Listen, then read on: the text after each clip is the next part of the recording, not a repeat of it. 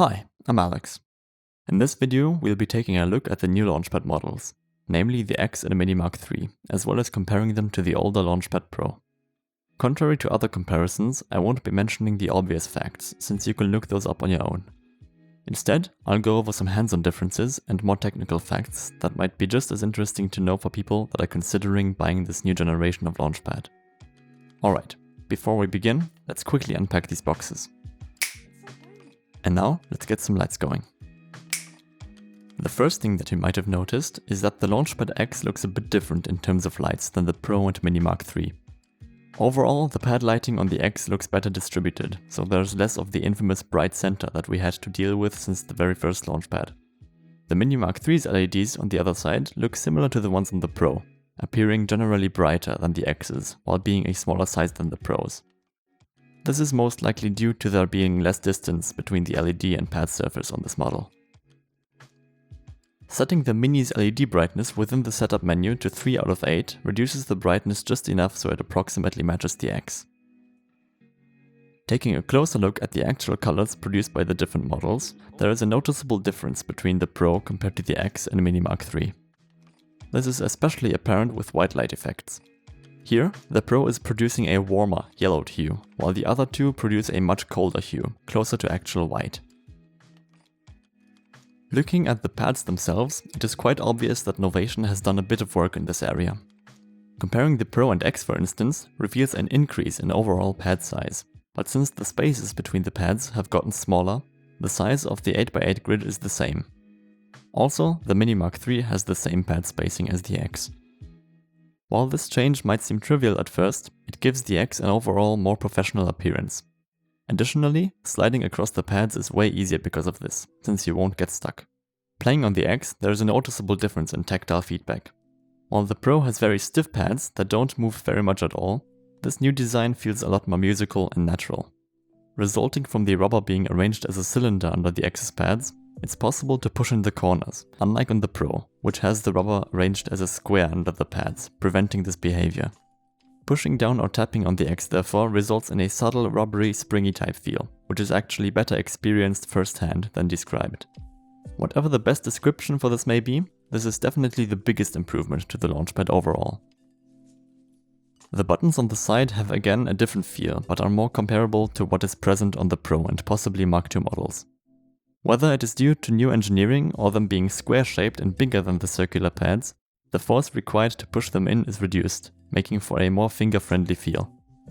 Those same buttons are also found across the whole MiniMk3, obviously smaller but feeling similar.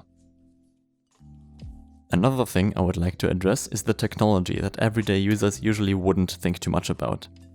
For example, according to 203 now, the microprocessor used in the X and MiniMk3 is about 16 to 17% faster than the Pros. Whether or not this change has a significant impact on light show performance is debatable, since the Pro already had little performance problems, even when sending large amounts of sysx messages to it. Furthermore, the possible bandwidth to and from the Launchpads has increased, due to USB 3 being used for data transfer. Once again, this will probably make little to no difference, since the Pro and Mark II have been running just fine on USB 2 for the last couple of years. What is significant though is the way Novation has handled sysx messages. Reading through the recently-ish released Programmer's Guide, you might be led to assume that this generation of Launchpads now supports 7 instead of the old 6 bits of color per channel. This would mean an increase from 262,000 to just over 2 million possible colors that could be displayed. I say could here, because what actually happened is Novation just multiplying the color value by 2, but subsequently only differentiating every second color. This means that the color value 00 in hexadecimal is interpreted the same way as 01. The same goes for 02 and 03 and so on. By not noticing this fact early enough, this unnecessary handling of data can lead to annoying issues down the line. For instance, Matthias's Apollo Studio has been updated early on to support the supposedly expanded color space. These changes had to be carefully reverted now, causing a lot of preventable work. It's hard to say what the engineers at Novation were thinking, or whether this has some greater good purpose that we don't know of or understand yet. What's sure though is that this can be misleading to the unwary person who is getting deeper into the actual technology that is driving the Launchpad. One very important thing to be aware of before concluding this comparison is how Novation handled the different modes on the X. By introducing custom modes, it is possible to create and upload custom node and control layouts onto the device through the Components app. In the same breath, the user mode has been moved into the selection of custom modes as well, which, by being selectable through the right side buttons, eliminates the possibility of normal page switching. It is quite oblivious to why Novation would do this, especially when being told to fix it months before release, but ultimately ignoring this problem.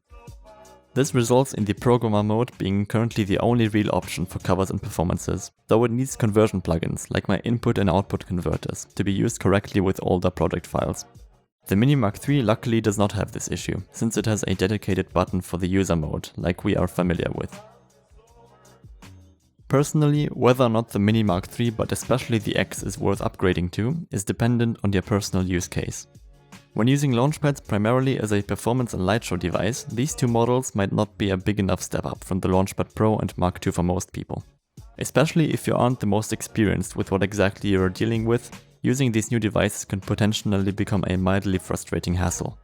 On the other side, if the performance aspect is not your primary field of interest, you might find the refreshed feeling of the pads, but also the device itself, to be very appealing.